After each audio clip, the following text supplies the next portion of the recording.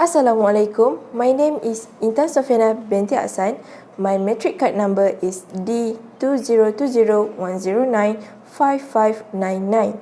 Today, I'm going to presenting Chapter 8 of Input and Output. So far, we have learned how to compute with values in registers, load data from memory to registers, store data from registers to memory. But where does data in memory come from? And how does data get out of the system so that the humans can use it? Let's see. There are two types of input and output devices can be categorized by two, which are behavior and data rate. There are three behavior: input, output, and storage. These are the example of input devices. Monitor, printer, network interface is some of the example of output devices.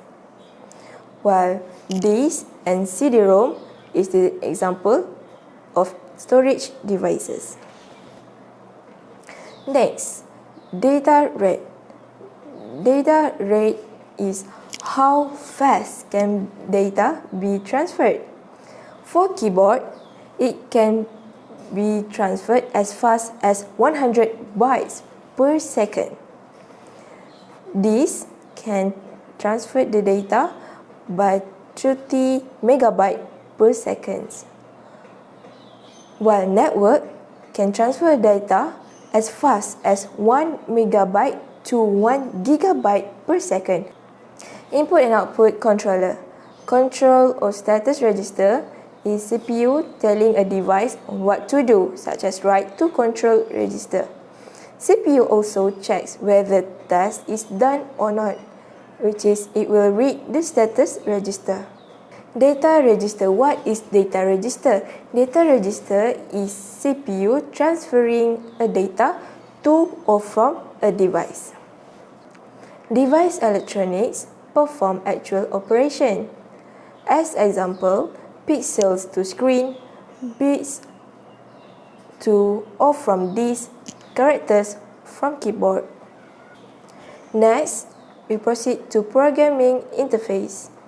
First question: how are device registers identified? It can be identified with memory map versus special instructions. Next question: how is timing of transfer managed? It can be managed by asynchronous versus synchronous. So, who controls transfer? Of course, CPU, which is doing the polling, and device will be the interrupts.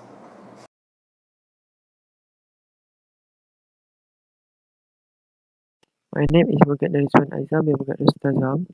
I would like to present about memory map versus one of instruction. Memory map have two types, instruction and memory map. What is instruction? Instruction is designed opcode for one of instruction and register operation include in instruction. Memory map is assign a memory address to each device register and use data movement instruction for control and data transfer. We can see in the diagram.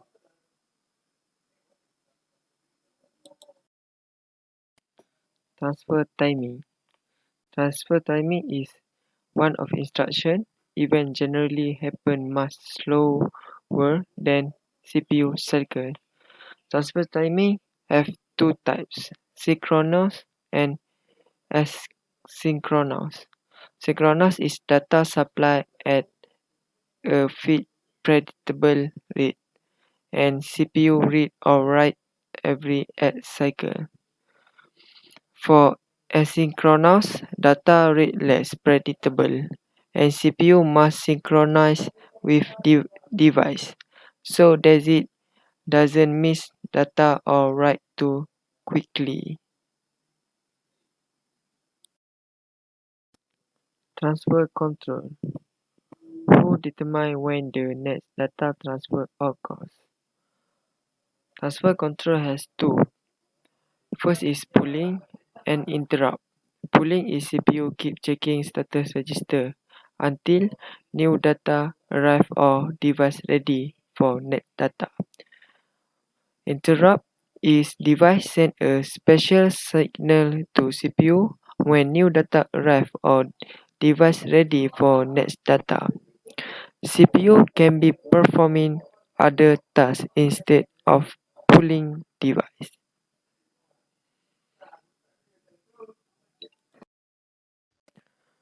LC3. LC3 have three types. Memory map one of instruction, like we can see at the table, and synchronous device. And what is asynchronous device? Asynchronous device is synchronized through status register. Input from keyboard. What is input from keyboard? Input from keyboard is when a character is typed, its ASC2 code is placed in bit of KBDR. The ready bit is set to 1. Keyboard is disabled. Any type character will be ignored. We can see in the diagram of the keyboard. And the second is when KBDR is read. KBDR is read is set to 0. Keyboard is enabled. Okay, my name is Ikman Ashwan binti Mustafa, and I will continue the slide. Okay, at the slide 11, we will see the basic input routine. This is the graphic of a basic input routine. They have a new chart, and we go through the reading character by pulling it. Next is simple implementation, memory mapped input. This is a graphic of the simple implementation, memory mapped input. At the center, we will see the address control logic. It determines whether MDR is loaded from memory or from KBSR or KBDR. Output to monitor. When monitor is ready to display another character, the ready bit DSR15 is set to 1. When the data is rewritten to display data register, the DSR15 is set to 0. Character is DDR70 is displayed. Any other character data written to DDR is ignored, while DSR15 is 0. And this is the basic output routine. When the screen ready, the character will be write by pulling it. Simple implementation, memory mapped output. You need to set LD, DDR or select DSR as input. Keyboard echo routine. Usually input character is also print to screen. User get feedback on character type and know it's okay to type the next character. See this diagram. New char will, if you say yes, then it will read character. Then it will go to screen.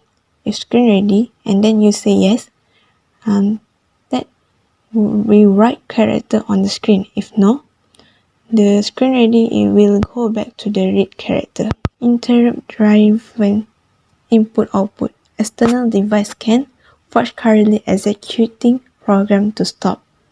Have the processor satisfy the device need and resume to stop program as if nothing happened. Why? because polling consumes a lot of cycle, especially for rare events. This cycle can be used for more computation. Example, process previous input while collecting current input. I also show interrupt-driven input-output. To implement an interrupt machines, we need a way for the input-output device to signal the CPU that an interesting event has occurred. A way for the CPU to test whether the interrupt signal is set and whether its priority is higher than the current program. Generating signal. Software set interrupt enable bit in device register. When ready bit is set and IE bits is set, interrupt is signaled. Difference between interrupt driven input output versus polling input output. Most input and output devices are much slower than the CPU, so much slower that it will be the terrible waste of the CPU to make it wait for the input device. For example, compare the speed you can type with the speed that CPU can execute instruction. Even a very fast typist could probably type no more than 10 characters per second, while a modern CPU can be execute more than 2 billion instructions in that same second. Polling. If the CPU simply wait for the next input character, we call this poll input-output. In this method, the CPU continuously pulls the input-output device in a program loop, waiting for the next input. Think of a game where a basketball player is asked to make as many free throws as possible in 1 minute, but the clock is down the hall in another room. The player must run down the hall and check if the minutes has passed. And if not, go back to the gym and try to make another shoot.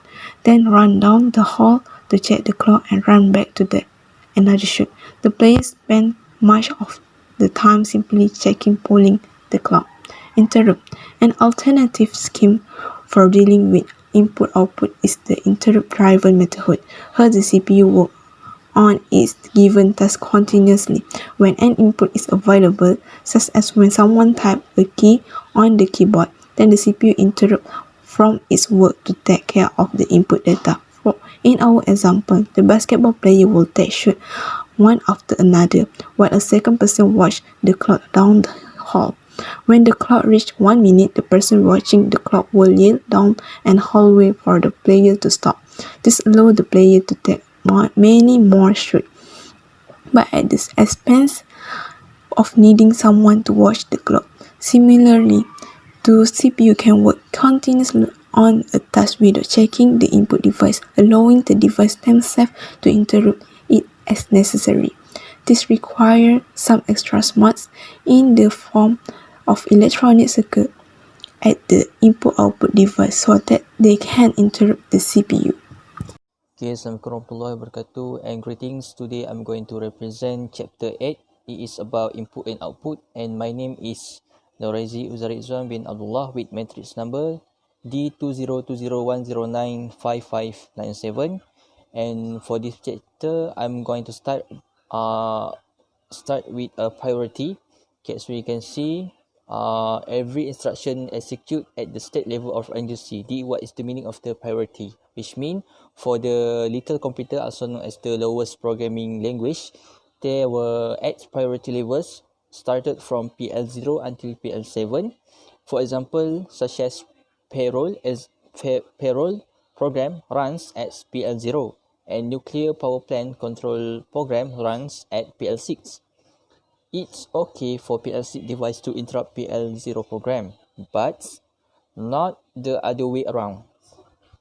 For the priority encoder, selects highest priority device compared to current processor priority level and generates interrupt signal if appropriate. For the next, it is about testing for the interrupt signal.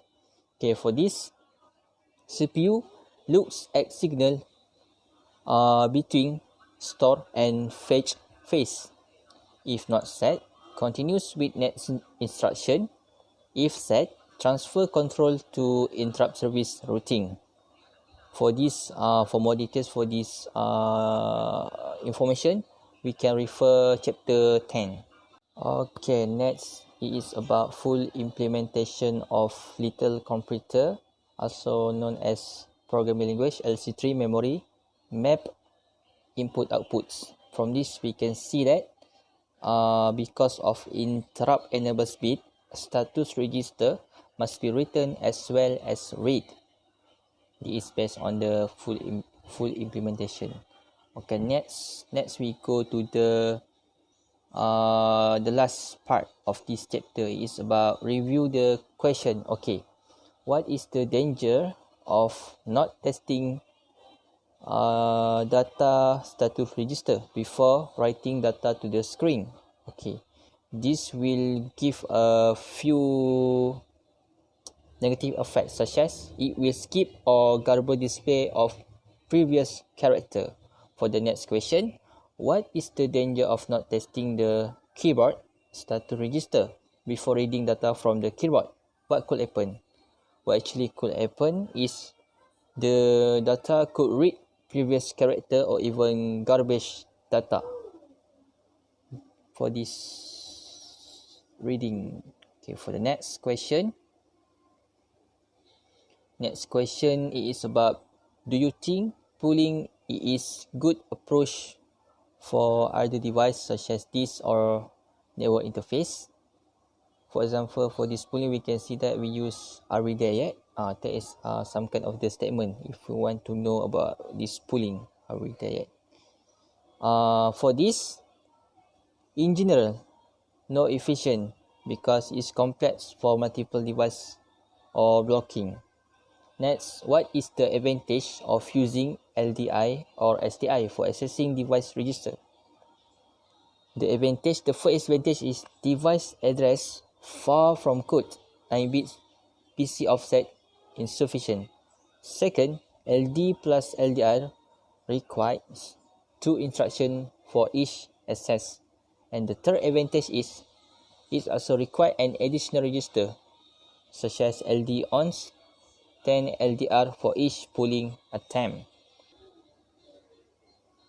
Okay, for the summary, for the conclusion, behavior and data rates of the input and output device. What does it mean? Okay, from this chapter, we can understanding that we can learn that input output have some characteristic or some type of it, such as based on behavior. For example, input, output, and based on data rate, such as megabytes and gigabyte, on how fast the data is being transmit, whether from or to the device. Next is about asynchronous and synchronous, and about pollute versus interrupt driven, and program versus memory mapper, and also about control register and data register. Okay, that's all. Thank you.